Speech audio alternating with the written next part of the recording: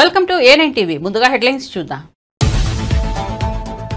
కొండ చర్యలు విరిగిపడిన ఘటనలో బాధితులను ఆదుకుంటామన్న చంద్రబాబు. ఎమర్జెన్సీలో డ్రోన్లు వాడాలంటూ అధికారులకు సూచన. బాధిత కుటుంబాలకు ప్రభుత్వం తరపున ఒక్కొక్కరికి 5 లక్షల చొప్పున పరిహారం.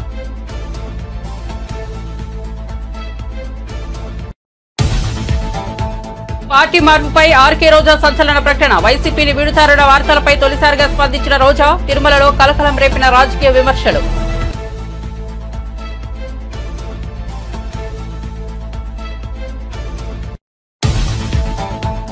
రామగుండంలో 800 మెగావాట్ల విద్యుత్ ప్లాంట్ ఏర్పాటు చేస్తామన్న బట్టి విక్రమార్క. సింగరేణి జెన్కో కలిపి పవర్ ప్రాజెక్టును ప్రారంభించే దిశగా చర్యలు చేపడతామని వెల్లడి. త్వరలో పవర్ ప్రాజెక్టు టెండర్లు పిలుస్తామన్న బట్టి Vikramarka.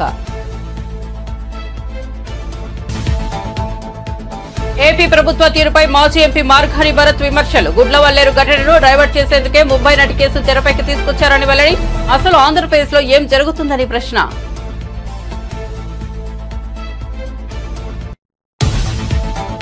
Revanth Reddy URA failure chief minister అని మండిపడ్డ హరీష్ రావు. ఆడపిల్లలు రోడ్డెక్కి ధర్నా చేస్తుంటే ఈ ప్రభుత్వం ఉన్నట్టా లేనట్టా అని ప్రశ్న. ప్రతిపక్షాల మీద విమర్శ చేయడం తప్ప పాలన మీద దృష్టి లేదని వెల్లడి.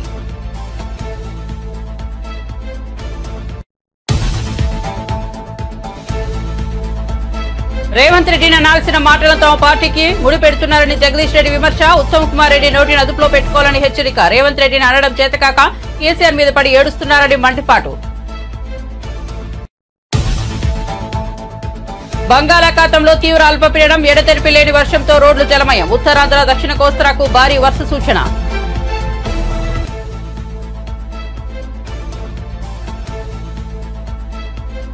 ఇక వార్త వివరాల్లోకి వెళ్తే భారీ వర్షాలకు విజయవాడలోని మొగల్రాజపురంలో ఇళ్లపై కొండ చర్యలు విరిగిపడ్డాయి. ఈ ఘటనలో 4 మృతి చెందడంపై సీఎం నారా చంద్రబాబు నాయుడు తీవ్ర విచారం వ్యక్తం చేశారు. బండరాళ్లు విరిగి ఇళ్లపై పడిన ఘటనలో మేఘన, బోలెం, లక్ష్మి, లాలు, అన్నపూర్ణ అనే 4 ప్రాణాలు కోల్పోయారు. సహాయక చర్యలపై అధికారులతో సీఎం మాట్లాడారు. మృతుల కుటుంబాలకు ప్రభుత్వం అండగా ఉంటుందని భరోసా ఇచ్చారు. ఈ మేరకు బాధిత కుటుంబాలకు ప్రభుత్వం తరపున ఒక్కొక్కరికి 5 లక్షల చొప్పున పరిహారం ప్రకటించారు. కొండ చర్యలు విరిగిపడే ప్రమాదం పొంచి ఉన్న చోట నుండి స్థానికులను సురక్షిత ప్రాంతాలకు తరలించే అంశంపై కసరత్తు చేయాలని అధికారులకు సీఎం సూచించారు.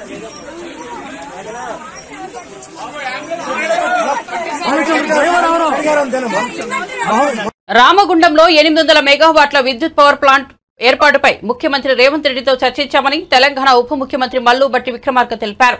ఈ పవర్ ప్లాంట్ ను ఏర్పాటు చేయాలని నిర్ణయానికి వచ్చామన్నారు. ఆయన రామగుండంలో బీ పవర్ హౌస్ ను సందర్శించారు. పలు అభివృద్ధి పనులకు శంకుస్థాపన చేశారు. అనంతరం ఉప ముఖ్యమంత్రి మాట్లాడుతూ కొద్ది రోజుల్లోనే పవర్ ప్రాజెక్టుపై సానుకూల నిర్ణయం తీసుకుంటామని హామీ ఇచ్చారు. సింగరేణి జెన్కో జాయింట్ గా పవర్ ప్రాజెక్టును ప్రారంభించే దిశగా చర్యలు చేపడతామన్నారు. అందరి కోరిక మేరకు బీ పవర్ హౌస్ ప్రాజెక్టుకు ముందుకు తీసుకెళ్తామన్నారు. రాష్ట్ర ముఖ్యమంత్రి రేవంత్ రెడ్డి గారి నాయకత్వంలో యావత్ మంత్రి మండలి మొత్తం కూర్చొని రాష్ట్ర ప్రజలకు మేము ఇచ్చినటువంటి హామీలు, వాగ్దానాలు, అనేక రకాలైనటువంటి ఆర్థిక ఇబ్బందులు ఉన్నప్పటికి కూడా ఒకదాని తర్వాత ఒకటి నెలల రోజుల్లోనే ఈ పథకాలను అమలు చేసుకుంటూ వస్తూ ఉన్నాం. ఉదాహరణకి ఇప్పుడే శ్రీధర్ బాబు గారు, ఇతర నాయకులు, పొన్నం ప్రభాకర్ గారు వీళ్ళందరూ చెప్పారు. మహాలక్ష్మిలాగా చూసుకుంటున్నటువంటి మహిళల కోసం ఈరోజు రాష్ట్ర వ్యాప్తంగా ఎక్కడ నుంచి ఎక్కడికి ప్రయాణం చేసినా ఆర్టీసీ బస్సులో ఉచితంగా వాళ్ళు ప్రయాణం చేసేటట్టు చేస్తామని మాటిచ్చాం. చెప్పినట్టుగా ఈరోజు రాష్ట్రంలో ప్రయాణం జరుగుతుంది. దాదాపు 2500 కోట్ల రూపాయలు ఇప్పటికే రాష్ట్ర ప్రభుత్వం నుంచి ఆర్టీసీకి కట్టేటువంటి కార్యక్రమాన్ని చేపట్టాం. ఇది రాష్ట్రంలో ఉన్నటువంటి మహిళల కోసం ఈ రాష్ట్ర ప్రభుత్వం కట్టినటువంటి మీకోసం మీరు తీసుకున్న టికెట్ డబ్బుల్ని రాష్ట్ర ప్రభుత్వం మీ తరఫున కడతాం. 10 లక్షల రూపాయల వరకు ఆరోగ్యశ్రీ పథకం చేస్తామని చెప్పి అసెంబ్లీలో ప్రమాణ స్వీకారం చేసినటువంటి మరుక్షణమే ఆలస్యం అయితే ఎక్కడో ఏ గ్రామంలో ఏ మారుమూల ప్రాంతంలో ఒక రోగైనా ఇబ్బంది పడుతూ ఉంటాడు. తక్షణమే చేయాలని అదే శాసనసభ ప్రాంగణంలో ప్రమాణ స్వీకారం చేసిన అరగంటలోనే 10 లక్షల రూపాయల వరకు రాజీవ్ ఆరోగ్యశ్రీ కార్యక్రమాన్ని ప్రారంభించి ముందుకు పోతా ఉన్నాం.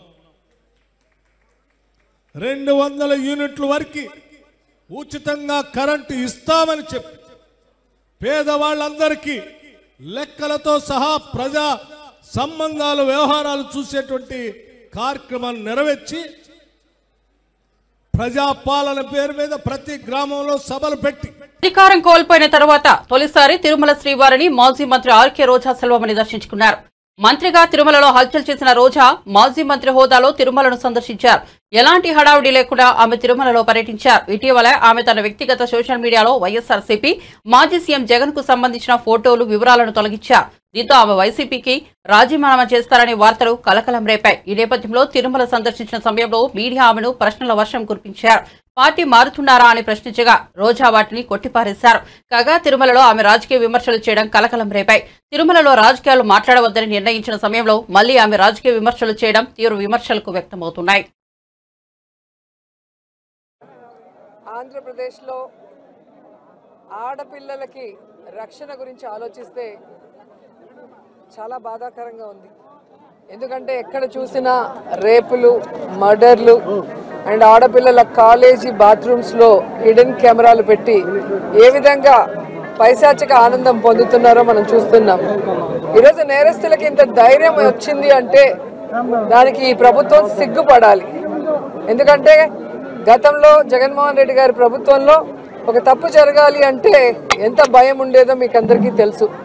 సో ఎవరైనా కూడా దిశ యాప్ని యూజ్ చేయకుండా ఏదైనా అఘాయిత్యానికి అమ్మాయిలు లోబడితే 24 గంటల లోపల నేరస్తుల్ని అరెస్ట్ చేసి వారిని శిక్షించే విధంగా చట్టాలని కఠినతరం చేశారు. కాబట్టి ఆ రోజుల్లో ముచ్చుమరి లాంటి ఘటనలు జరగటం అనేది మనం చూసుండం. నిజంగా చాలా బాధాకరం. ఒక 9 ఏళ్ల అమ్మాయిని రేప్ చేసి చంపేసి ముక్కలు చేసేశారు. 60 రోజులు అవుతున్న అమ్మాయి శవాన్ని కూడా ఇంతవరకు తీసుకురాలేకపోయారు. అసలు ఆ కుటుంబాన్ని పరామర్శించడానికి సీఎం గారు కానీ హోంమంత్రి గారు కానీ వెళ్ళలేదు అంటే కారణం ఏంటో నాకైతే అర్థం కాలేదు. ఎందుకంటే మదనపల్లిలో ఫైల్స్ దగ్ధమయ్యాయి అనగానే డీజీపీ గారిని స్పెషల్ ఫ్లైట్లో పంపించిన వాళ్ళు ఎందుకు ముచ్చుమరికి స్పెషల్ ఫ్లైట్లో డీజీపీ గారిని కానీ లేదా సంబంధిత మంత్రి గారిని ఎందుకు పంపించలేదు నాకు అర్థం కాలేదు. అలాగే నిన్న పేపర్లో చూశాను, గుడ్లవల్లేరు కాలేజీలో బాత్రూమ్స్లో హిడెన్ కెమెరాలు పెట్టారని పిల్లలు వచ్చి ఆడపిల్లలు చెప్తే అసలు అక్కడ ఏం జరగలేదని ఎస్పీ గారు చెప్పడం చాలా దురదృష్టకరం. ఈరోజు 300 మంది పిల్లలు ఈరోజు న్యాయం కావాలంటూ ధర్నా చేస్తుంటే ఇప్పుడు విచారణ చేస్తామని దిగిరావటం అనేది మేమంతా కూడా గమనించాల్సిన విషయం. అలాగే ఈ ప్రభుత్వం వచ్చిన తర్వాత మీరు చూస్తే ర్యాగింగ్ భూతం ఎలా ఎక్కువైందో మనం కళ్ళారా చూస్తున్నాం. నారాయణ కాలేజీలో మెడికల్ విద్యార్థినిని ర్యాగింగ్ చేసి చంపేశారు. అలాగే కలికిరిలో జేఎన్టీయూలో విద్యార్థి ర్యాగింగ్ చేయడం వల్ల ఎలా ఆత్మహత్య చేసుకుందో గమనించాం. అంటే గత 5 సంవత్సరాలు లేని ర్యాగింగ్ భూతం మళ్ళీ ఈ ప్రభుత్వం వచ్చాక ఎలా పిల్లల ప్రాణాలు తీస్తుందో మనం గమనించాల్సిన విషయం.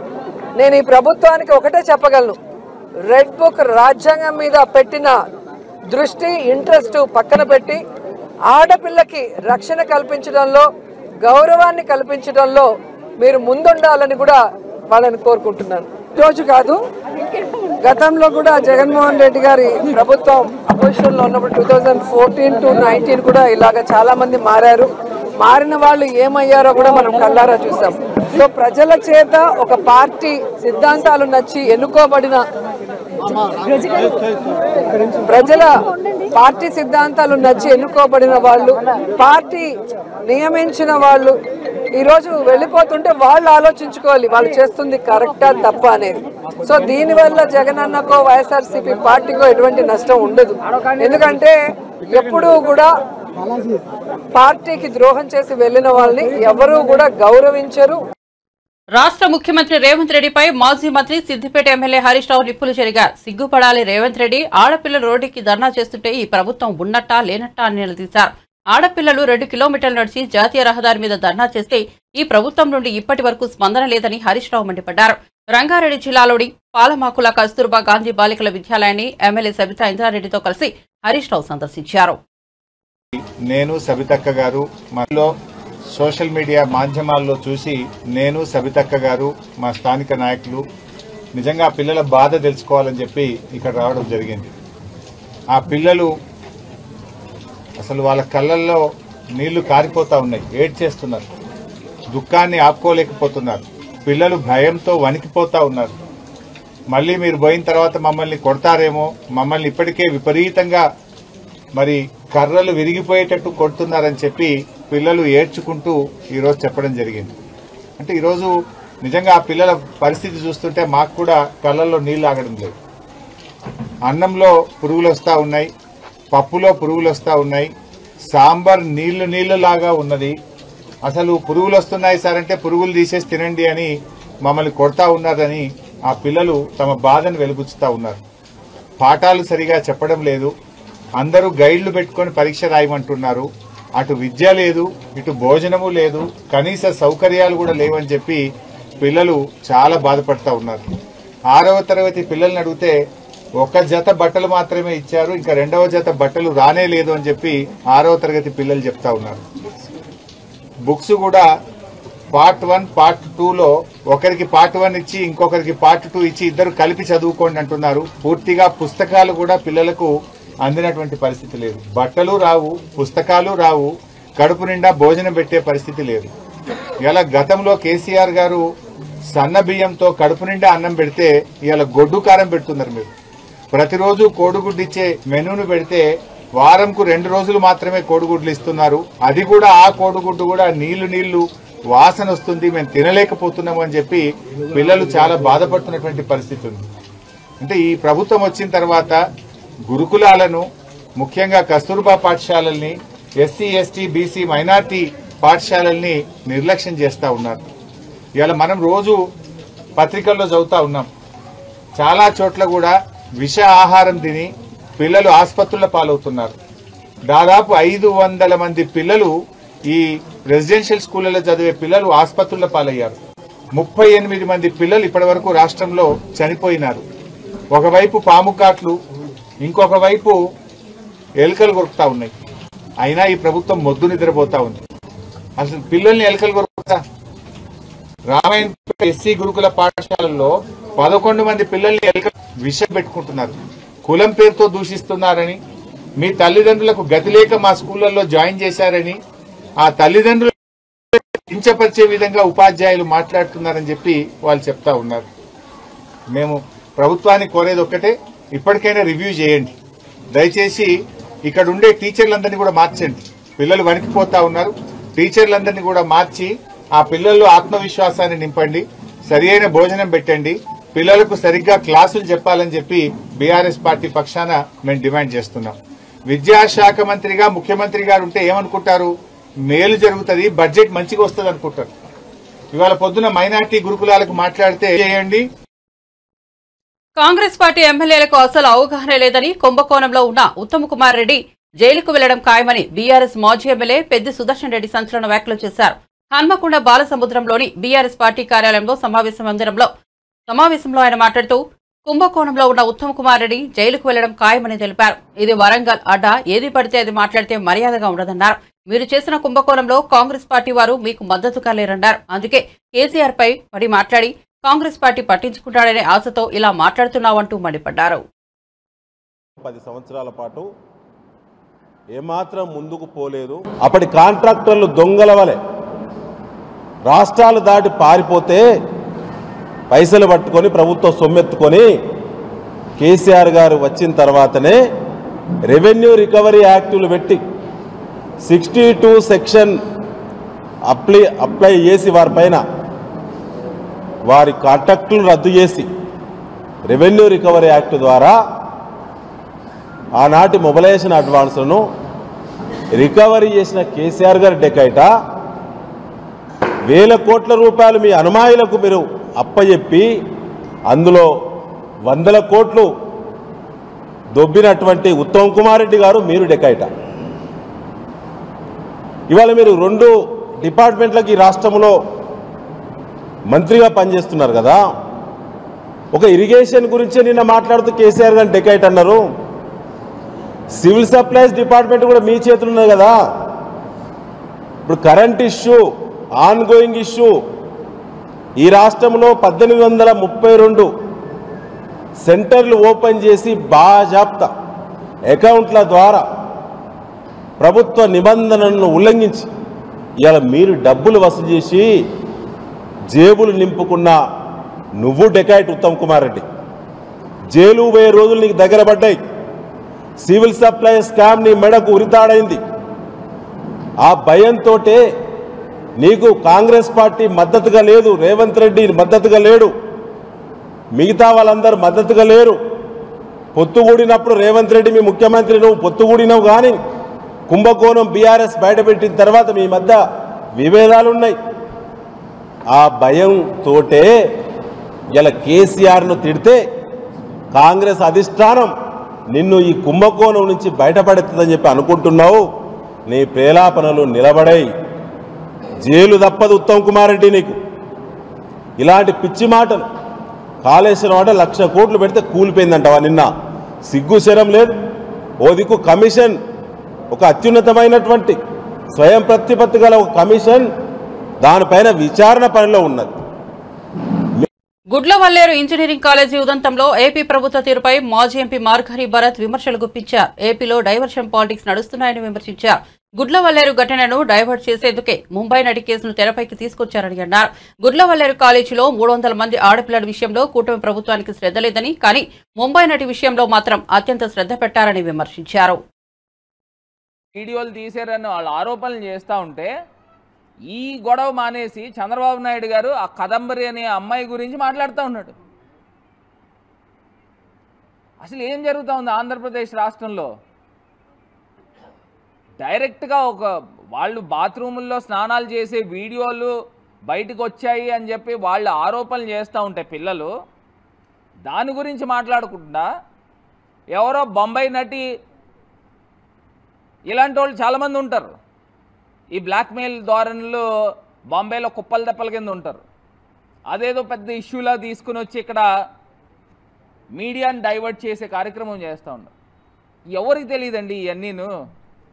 మేము ఎప్పటి నుంచి చూస్తూ ఉన్నాను, నా చిన్నప్పటి నుంచి చూస్తున్నాను చంద్రబాబు నాయుడు గారిని డైవర్షన్ చేయడంలో, మీడియాని డైవర్ట్ చేయడంలో ఈయనకి వెన్నతో పెట్టిన విద్య, సిద్ధహస్తుడు. ఈ ఇష్యూస్తో పాటు ఈయన ఏదో గొప్పగా అన్నా క్యాంటీన్లు అని చెప్పుకుంటా ఉన్నాడు. మొన్న తణుకులో చూశారు, ఆ ప్లేట్లు దేంతో కడుగుతూ ఉన్నారు, కాలువ నీళ్ళతో ప్లేట్లు కడుగుతున్నారు.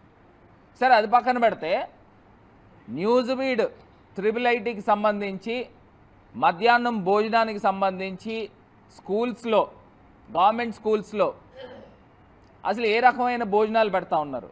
మొత్తం విద్యా వ్యవస్థను అంతా కూడా నిర్వీర్యం చేసేసి మళ్ళీ ఆయన ప్రపంచ తెలుగు దాని గురించి, తెలుగు డే గురించి మాట్లాడుతూ ఉన్నాడు. మొత్తం విద్యా వ్యవస్థను భ్రష్టు పట్టించింది చంద్రబాబు నాయుడు గారు. ఇవాళ పిల్లల్ని చూస్తూ ఉంటే నిజంగా బాధ అనిపిస్తూ ఉంది.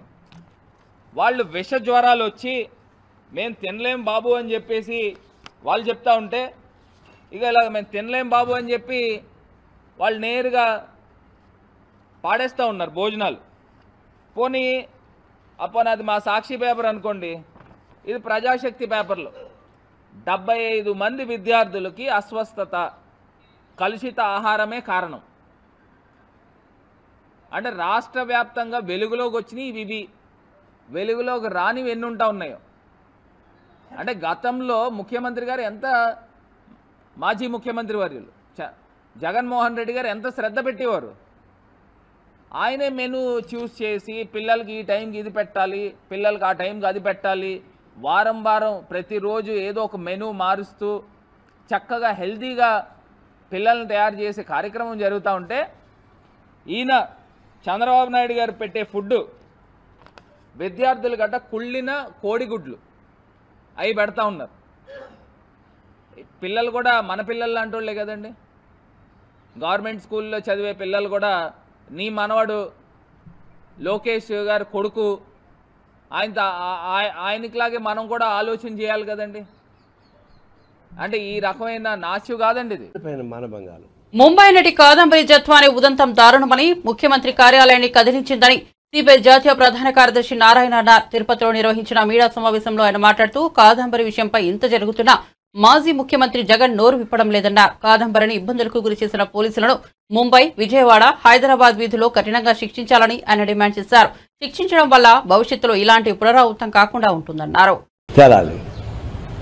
నాకు ఉన్నాయి ఇప్పుడు మహిళని అట్లా అవమానపరిచాడు. సరే పోలీస్ ఆఫీసర్ పేర్లు వస్తున్నాయి. దానికి ఎక్కడో ప్రైవేట్ వాళ్ళు చేసుకుంటే పర్వాలే, రాష్ట్ర ముఖ్యమంత్రి కార్యాలయం నుంచే కనిపించింది. ఇది ఆశ్చర్యం.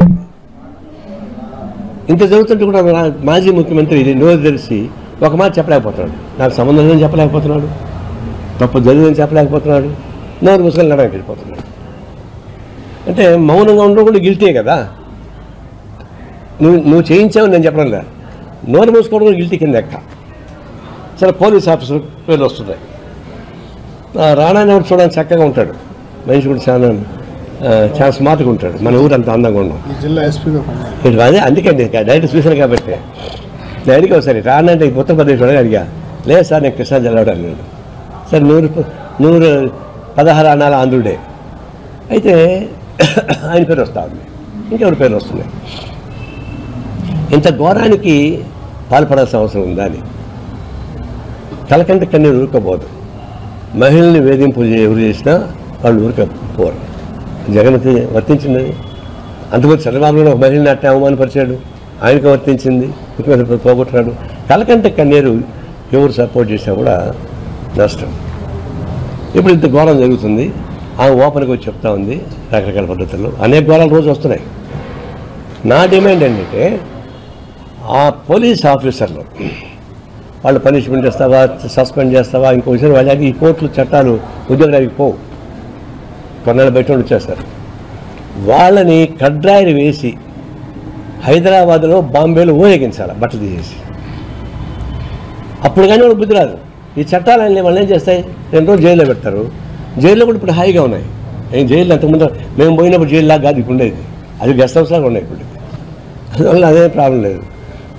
ఇట్లాంటి అరాచకానికి పాల్పడినటువంటి పోలీసు ఆఫీసర్లు ఎవరైనా సరే వాళ్ళని మాత్రం కడ్రాయి తీసేస్తే మళ్ళీ చూడలేము, మనం లేకపోయిన తరకని చెప్పి అదే కడ్రాయి వేసి వాళ్ళని బాంబేలో ఊరేగించాలా, హైదరాబాద్లో ఊరేగించాలా, విజయవాడలో ఊరేగించాలా.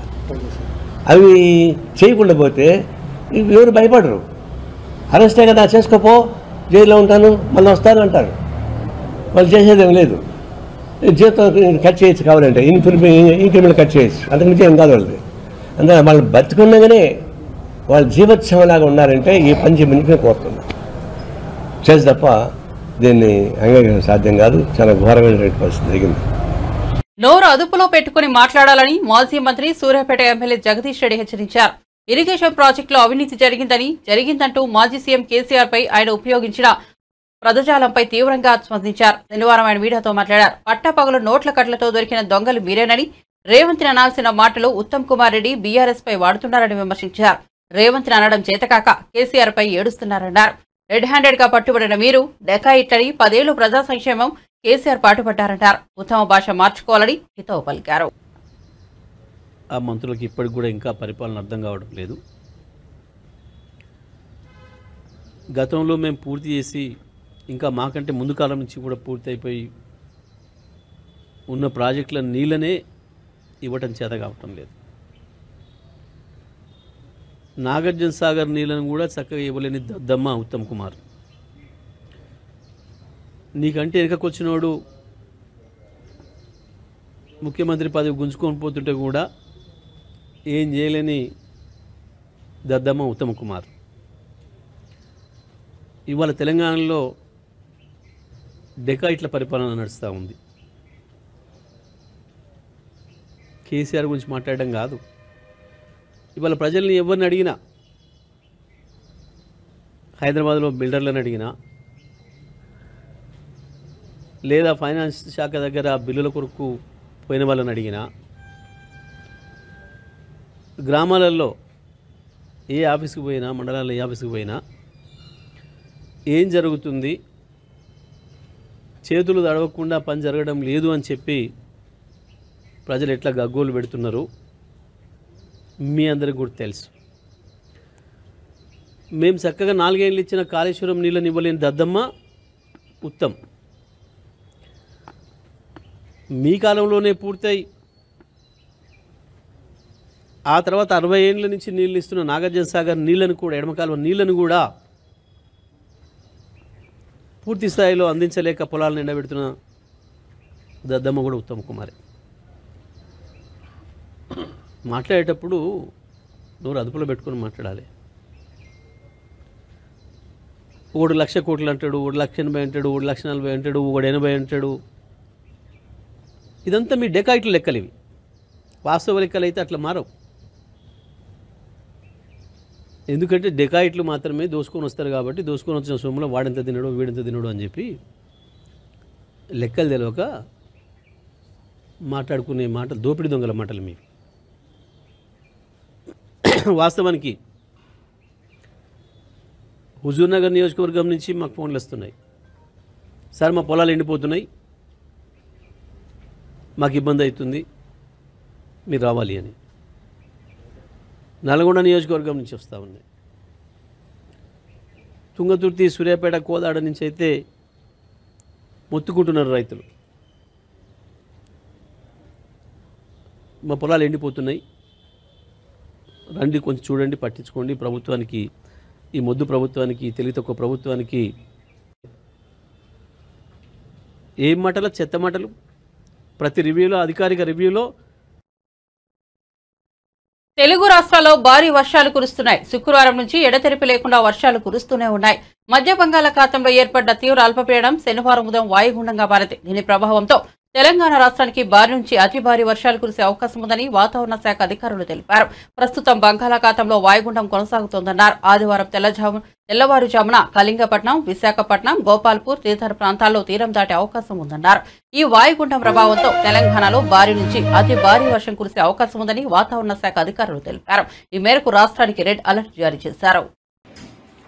ప్రస్తుతానికి వాతావరణ పరిస్థితులు చూసుకున్నట్లయితే నిన్నటి వరకు కొనసాగుతూ ఉన్నటువంటి తీవ్ర అల్పపీడనం ఈ రోజు ఉదయం వాయుగుండంగా బలపడటం జరిగింది. ప్రస్తుతం దీని యొక్క లొకేషన్ 17.7 degrees నార్త్ లాటిట్యూడ్ మరియు 84.4 degrees ఈస్ట్ లాంగిట్యూడ్ వద్ద కేంద్రీకృతమైంది. ఇది పశ్చిమ మధ్య బంగాళాఖాతం, దాని ఆనుకున్నటువంటి వాయు బంగాళాఖాతం, అలాగే ఉత్తర ఆంధ్రప్రదేశ్ మరియు దక్షిణ ఒడిశా తీరాల వెంబడిగా కేంద్రీకృతమైంది. అయితే దీని దిశ చూసుకున్నట్లయితే ఇది పశ్చిమ వాయు దిశగా కదిలే అవకాశాలు ఎక్కువగా కనిపిస్తున్నాయి. సుమారు 80 కిలోమీటర్లు ఆగ్నేయ దిశగా కళింగపట్నానికి, 120 కిలోమీటర్లు తూర్పు దిశగా విశాఖపట్నానికి కేంద్రీకృతమై ఉంది. అయితే చూసుకున్నట్లయితే దీని యొక్క ప్రభావం తెలంగాణ ప్రాంతంలో రానున్న 2 రోజులు కూడా ఉండే అవకాశం ఉంది.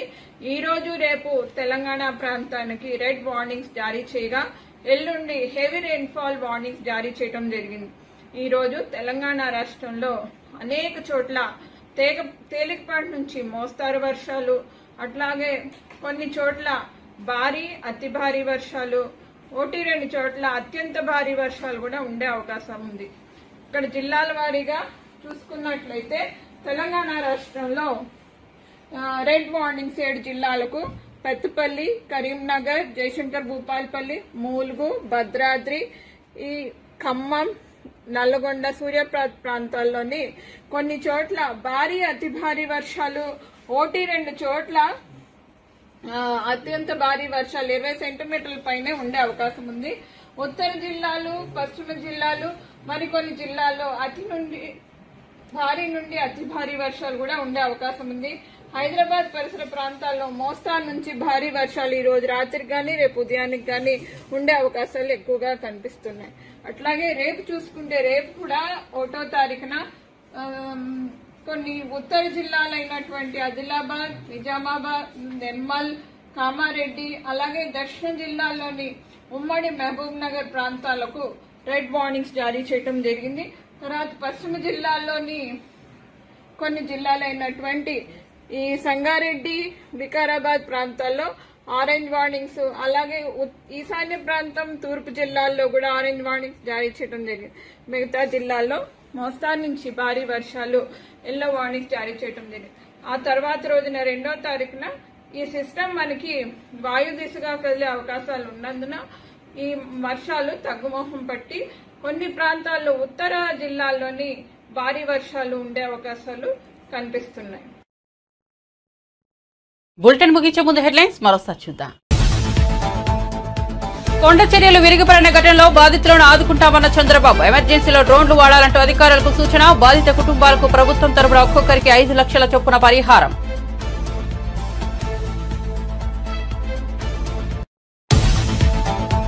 పార్టీ మార్పుపై ఆర్కే రోజా సంచలన ప్రకటన. వైసీపీని వీడుతారన్న వార్తలపై తొలిసారిగా స్పందించిన రోజా తిరుమలలో కలకలం రేపిన రాజకీయ విమర్శలు.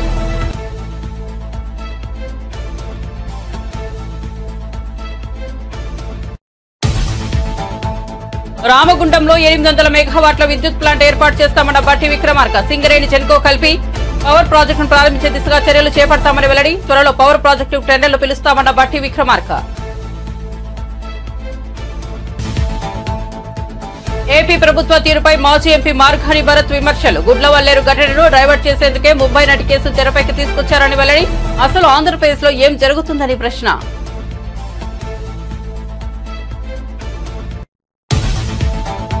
Revanth Reddy URA failure chief minister అని మండిపడ్డ హరీష్ రావు. ఆడపిల్లలు రోడ్డెక్కి ధర్నా చేస్తుంటే ఈ ప్రభుత్వం ఉన్నట్టా లేనట్టా అని ప్రశ్న. ప్రతిపక్షాల మీద విమర్శ చేయడం తప్ప పాలన మీద దృష్టి లేదని వెల్లడి.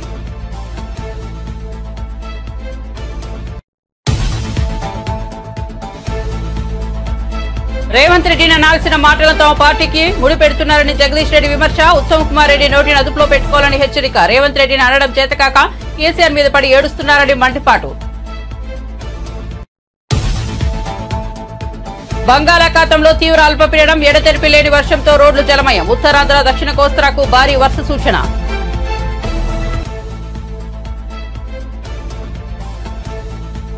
మరిన్ని అప్డేట్స్ కోసం చూస్తూనే ఉండండి A9 TV.